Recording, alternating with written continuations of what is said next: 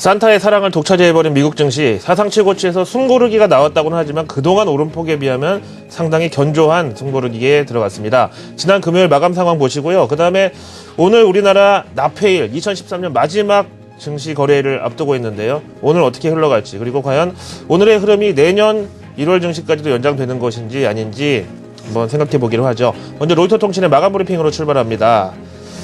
지난 금요일 미국의 국채금리가 10년물 기준으로 3%를 돌파하면서 급등이 나왔지만 의외로 월가는 의연했다. 워싱턴이 오바마 정부 첫 디폴트 위기로 내몰렸었던 2011년 7월 이후 이 정도면 최고치인데요. 원래 채권과 주식은 반대로 가는 게 이론상 맞기 때문에 미 국채금리가 저렇게 올라간 것은 미 국채 가격이 하락을 했고 증시에는 반대로 불리시라고 볼 수도 있는데 이제 지금까지는 반대였었잖아요. 근데 이런 게 이제 점차적으로 이제 정상적인 이 릴레이션십을 찾아가고 있다. 이제 이렇게 볼 수도 있겠죠. 어쨌든 우리 입장에서는 10년 만기 국채금리가 3% 넘어간 게 그렇게 반길 만한 이슈는 아니라고 봅니다. 지금까지의 이 사례를 봤을 때요. 그 다음에 개별 이슈 보시면은 트위터가 맥쿼리 애널리스트 투자 의견 하향으로 장중 13% 급락했고요. 그 다음에 터키의 정정 불안 같은 게 언급이 되고 있는데요. 지난번 아랍 지역의 봄 이래서 이 소요 사태가 여러 나라로 번져나가는 그 경험도 했었고 한데, 이 터키 같은 경우에 우리나라에는 전통적인 우방국이고 대신에 산유국은 아니고 이런 차원에서 일단 미국에서 지켜보는 상황을 우리도 그 정도만큼 알아볼 필요는 있겠습니다. 자, 10년 만기 국채금리가 3%를 넘어간 날 미증시는 의연했다. 여기에 대한 현지 전문가 시황 들어보실까요? BTIG 증권의 수석투자전략가 의견입니다.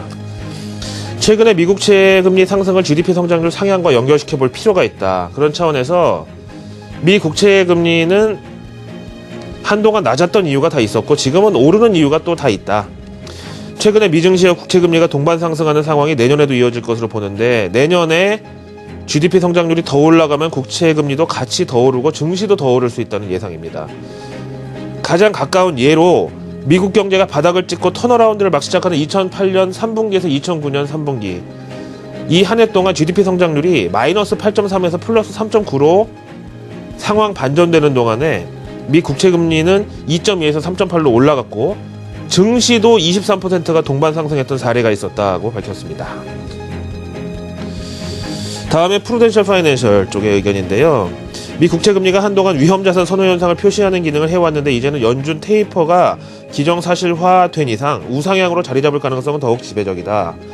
하지만 문제는 속도와 기울기인데 완만한 폭으로 천천히 오른다면 큰 문제가 되지는 않을 것이다. 증시에 있어서요. 근데 연준 테이퍼에 대해서 당초에 예상했던 미증시의 하방 압력이 보시다시피 감소된 것에 대해서는 일시적으로 인식을 못하는 것일 수도 있다. 지금 산타랠리에 취해 있었기 때문에 테이퍼를 보고도 아직 실감을 못하는 것이다.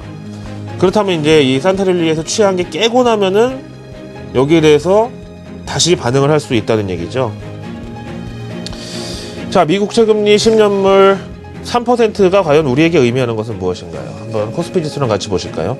사실 우리나라 2013년 증시를 얘기하는 데 있어서 코스피 흐름을 보면 제일 좋습니다만은 왜 이때 올랐고 왜 내렸는지를 설명하는 데 있어서 국채금리 10년물 금리만큼 이게 솔직한 게 없거든요. 보시다시피 버냉키 연준의장이 의회에서 직접 출구 전략 가능성이라는 발언을 꺼낸 게 이때 5월이었는데 이때 본격적인 상승 기조가 나타나다가 6월 FMC에서 이거를 기정사실화하면서 단기 고점 기록했고요. 그 다음에 조정받을만 한데 9월 양쪽 하나 축소, 9월 테이퍼설 나오면서 올랐고 그 다음에 조금 하락하다가 옥 테이퍼 나올까 하다가 안 나와서 또 꺾였고 그 다음에 11월 그냥 넘어가면서 12월을 대비하다가 12월에서 테이퍼 나오자마자 올라가고 있는 상황이 나오고 있죠. 코스피 지수의 역동조화, 롱숏 이런 거는 이제 보고 계시는데요. 글쎄 미국의 경우는 국채금리가 오르는 게 더 이상 악재가 아니다. GDP가 그만큼 올라갔기 때문이고 이론적으로 국채 매기가 빠지면서 금리가 오르고 그게 주식시장으로 가는 거는 이상한 것이 아니다라고 하지만 과연 우리나라 입장에서는 이걸 얼만큼 믿어야 되는지는 조금 저는 부정적인 쪽이 51% 정도로 크다고 오늘 보고요.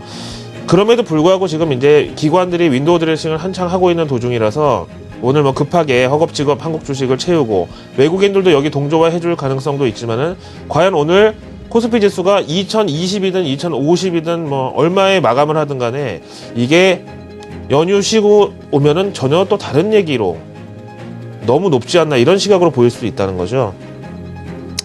다음에 트위터 얘기 나왔으니까 한번 보실까요? 사실 페이스북하고 마찬가지로 처음에는 조금 사람들이 냉소적이었습니다. 이런 거는 상장하자마자 건드리는 게 아니다.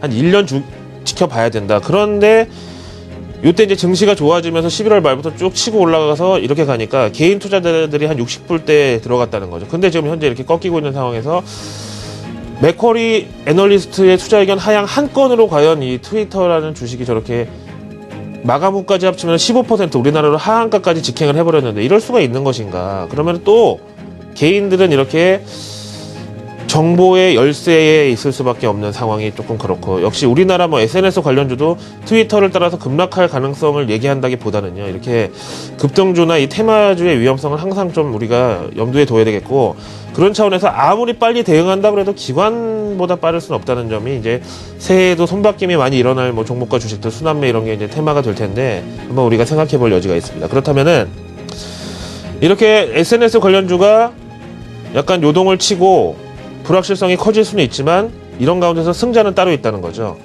이삿짐 센터를 예를 들어볼까요?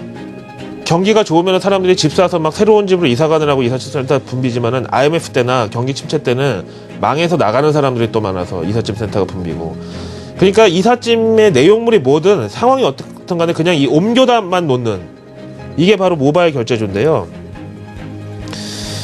아직은 신용카드 전체 매출 중에서 모바일 결제 비율은 미국의 경우가 2%, 글로벌 4% 수준이고 다 합치면 3%인데 최근에 이 5년간 흐름을 봤더니 모바일 결제 시장이 YOY로 118% 평균 상승률을 기록했고요. 이 가운데 특히 동아시아 시장의 모바일 결제 비중이 주도적인 역할을 했다고 밝혔습니다. 타블렛 PC, 스마트폰 다 마찬가지고요.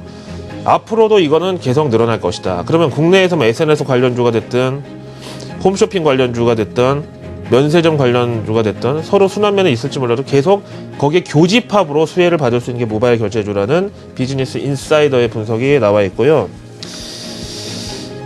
그러면은 연말 랠리에 있어서 모바일 결제주가 미국에서도 당연히 효과를 발휘했는데, 얘기 나온 김에 내년 증시 전망에 대해서 한번 보기로 할까요? 골드만삭스의 수석경제학자 얀 헤지우스 증문즉답 간단하게 10가지 문항을 질문 답변 이렇게 정리했는데요. 내년 미경제 성장률이 본격적인 탄력을 받을 것인가? 그렇다. 박스권을 탈출할 것이다. 민간 소비가 살아나고 재정 우려가 감소했기 때문이라고. 예스. 그 다음에 두 번째, 미소비 추세가 본격적으로 회복될 것인가? 그렇다. 최근에 개인 소득은 증가하고 저축률은 하락하기 때문에 이게 결국 소비로 간다. 세 번째, 기업의 자본 지출이 회복될 것인가? 당연하다. 민간 소비의 보폭을 맞춰서 투자를 늘릴 것 같다. 네 번째, 미국의 부동산 회복이 올해는 조금 주춤했는데 내년에 다시 재개할 것인가? 그렇다. 다시 탄력을 받을 것이다. 다음에 다섯 번째, 최근에 실업률 하락은 구직 참여율 하락에 인한 것으로 조금 찜찜한데 과연 구직 참여율도 상승하고 고용도 회복이 되는 건전한 고용시장 회복세가 가능하냐? 그렇다. 한동안 낮은 수준이겠지만 그래도 가능은 하다. 다음에 요즘 미국 기업들은 비용을 최대한 쥐어짜는 식으로 해서 이제 수익을 맞춰왔는데 이런 마진율 상향이 다시 위축될 것인가? 그렇지 않다. 여전히 저비용 고용 유지가 되고 결국 고용에 또 달려있다. 앞에서 보신 설비 투자 늘리는 거 사실 이 채용을 늘린다는 것도 포함되죠. 일곱 번째, 미국의 인플레이션이 여전히 2%를 못 미칠 것이냐? 그렇다. 이게 상당히 중요하죠. 연준 목표치. QE3 현행 양적 완화 월 850억 달러 채권 매입이 내년에 끝나는 것이 맞나? 그렇다. 기준금리 인상은 그럼에도 불구하고 내후년의 후년까지 2016년으로 넘어갈까? 그렇다. 그 다음에 미 경제가 V자로 반등을 했는데 그 다음엔 수평으로 가고 있는 이런 상황이 지속될 것인가? 아니다. 딜레버리지 사이클이 종료 중인데, 그래서 결론을 내면 뭐냐면은 내년 미증시는 경제 성장률은 본격 박스권을 탈출하는 데다가 기업의 마진율은 여전히 높은 데다가 또 연준은 QE3는 끝내지만 양적 완화 기조는 유지를 한다. 만기 채권 재매입 같은 게 남아있죠. 그 다음에 인플레이션 낮은 수준, 결국은 불리시다. 다음에 찬반 양론으로 보겠습니다. 대표적 비관론자이자 닥터 둠이라는 별명을 갖고 있는 마크 파버 내년 증시 전망. 첫 번째, 미 증시는 올 연말을 기점으로 내년까지 하락세가 지속될 것이다. 현재 미국 증시는 유럽과 이머징에 비해서 너무 비싸기 때문에 글로벌 순환매가 미국에서 미국 밖으로 나간다. 이거 우리 입장에서 조금 기대해 볼 만한데 앞에서 보신 골드만삭스의 의견보다는 조금 모르겠네요. 두 번째, 내년 매도 의견의 핵심 종목은 페이스북, 테슬라, 트위터, 넷플릭스 다 많이 오른 종목들. 더 이상 가는 말에 올라타면 다친다. 세 번째, 내년 매수 의견의 핵심 종목은 금 관련주하고 베트남. 지금 뭐 금값은 하락 기조가 유지된다는 추가 하락이 불가피하다는 전망이 많지만 본인은 안 그렇게 본다. 왜냐면은 최근에 금값 하락은 안전자산 선호가 빠져나가면서 나타난 건데 금의 본질적 기능 가운데 하나인 인플레이션 해지는 여전히 투자의 이유가 된다. 지금 글로벌 유동성이 너무 많이 깔려 있어서 잠재적인 인플레이션 급등 리스크가 항상 상존을 하기 때문에 이런 수요는 결국 금으로 간다. 자, 이제 우리나라 증시 입장에서 올해 연말 내년 초까지 생각해 보겠는데요. 자, 블룸버그 통신 보시죠. 뭐 비슷하다고 하기는 좀 힘들겠지만 터키의 지금 정정 불안도 상당히 큰 상황이고요. 그러다 보니까 외국인 투자자들이 터키에서 주식 버리고 채권 내던지고 리라화 팔아치우는 식의 탈출 러시가 나타나고 있다는 설명입니다. 주말에 광화문 나가보신 분들 알겠습니다만은 지금 현재 이념적인 갈등 여러 가지가 좀 우리나라 복잡한 상황이고요. 솔직히 외신이나 해외 이 신문 같은 거를 통해서 한국 소식을 보면은 진짜 당장이라도 뭐 사단이 날 것처럼 그렇게 막 외신에서도 전부 이런 것만 보도를 하고 있는데 결국은 도움이 안 된다고 봅니다. 우리나라는 대북 리스크라는 지병을 항상 안고 있는 상황에서 이런 이념 갈등까지 더해진다면 외국인 투자자들이 굳이 한국 주식을 지금 살 이유가 없다고 보고요. CDS 프리미엄 보셔도 터키 같은 데는 뭐 지금 상황이 그렇다 보니까 올라가는 게 이해가 되는데 대한민국이 요즘에 꿈틀하면서 CDS 프리미엄이 움직이려고 하고 있습니다. 바로 KTX 민영화 관련 시위가 시작된 이후로요. 예민한 이슈이기 때문에 넘어가기로 하고요. 그렇다면 과연 내년에는 짝수의 징크스가 재현될 건지 아니면은 앞에서 보신 대로 선진국의 이 성장 엔진이 다시 올라가면서 우리 한국 증시도 여기에 따라갈 것인지는 한번 생각을 해볼 문제가 되겠습니다. 여기다가 또 이것도 있죠. 달러 대비 엔화 환율 보시죠. 102엔대를 넘어가고 나서는 완전히 뭐 고속도로를 탔습니다. 현재 105엔 34전까지 현재 올라와 있는 상황이고요. 그야말로 계단식 상승으로 저점을 높이면서 계속 가고 있습니다. 지금 이대로라면 110엔대의 안착도 무리가 없다는 분석이 나오고 있고요. 물론 이제 기조적인 여러 가지 흐름에 따른 것으로 반응을 하고 있긴 하지만은 지난 1년간의 이 흐름 봤을 때 달러 대비 엔화 환율이 급격하게 상승하는 구간 그리고 전고점을 깨고 신고점을 쓰는 그런 순간에는 항상 롱숏 전략으로 인해서 국내 수출주들의 억울한 매도세가 나오고 똑같은 일본의 자동차 철강 제조업체들의 매수세가 갔던 IT까지도요. 이런 상황이 있었습니다. 이것도 역시 새해에 지켜봐야 될 이슈입니다. 마지막으로 MSCI 한국지수 보시죠. 금요일날 미증시 조정 가운데서도 2.3% 오르면서 63.74를 기록했고요. 상승률만 보고 감동받기보다는 64선이 코스피 2000선 초반 정도라고 봤을 때 외국인들의 투심은 그동안 줄였던 비중을 오늘 급하게 올리면서 기관들의 윈도우 드레싱에 장단 정도만 맞춰주는 거지 오늘 뭐 갑자기 코스피를 급격하게 들어올린다는 생각은 아직도 하지 않고 있고 앞에서 보신 여러 가지 이슈들은 외국인 투자자들로 하여금 지금 뭐 일본, 중국, 대만, 한국, 인도네시아 이 동아시아 시장에서 안 그래도 다른 것들도 이제 뭐 지금 저가 메리트 있는 게 많은데 굳이 지금 한국 주식을 우리가 살 이유는 찾지를 못하겠다. 내년에는 모르겠으니까 한번 보자. 이제 이 정도의 상황이고요. 저는 일단 MSCI 한국 지수보다 오늘 국채금리 10년물을 3% 넘어간 거에 대해서 한번 비중을 더 싣고 물러갈까 합니다.